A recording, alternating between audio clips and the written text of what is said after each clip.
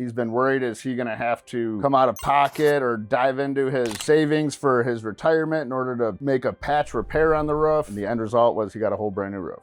We have a customer of ours who's a pretty good customer. He was referred by a friend of mine, said his roof's leaking, thinks he had shingles blow off his house. We went there, we did an inspection, very thorough inspection. I told him, you know, you have wind damage. He explained to me who his insurance company was. The very next day, we got the roof tarp so that he's not getting any water damage inside the house. And the insurance company contacts us to meet on site. We met either the following day or the day after that. So him and I are up on the roof, and it's kind of the old school way of handling claims. You meet on site, you talk it through. If there's a discrepancy or a disagreement, you go over it right then and there, let the factual documentation speak for itself. Well, he wasn't exactly having that. He was trying to say that shingles that were obviously wind damaged and creased or blown off are from wear and tear, deterioration, and just being old. And I said, no, the shingles might be old, but the shingles were all intact before the windstorm, and then a windstorm came through, and now the shingles are blown off. So we're in a disagreement. We're not making a lot of headway. And the next day I get a letter stating that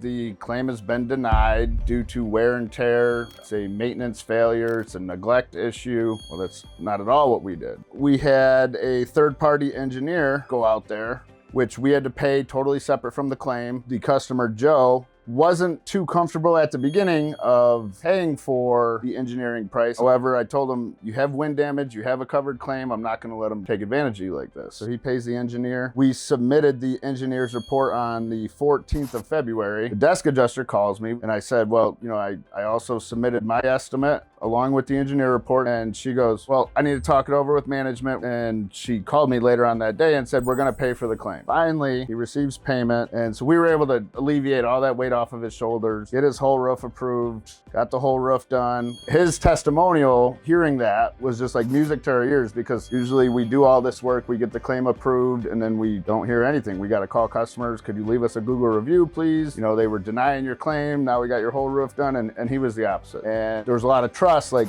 Joe, trust me, I'm gonna take care of this, I'm not gonna let him take advantage of you. He did that exactly, and the end result was he got a whole brand new roof.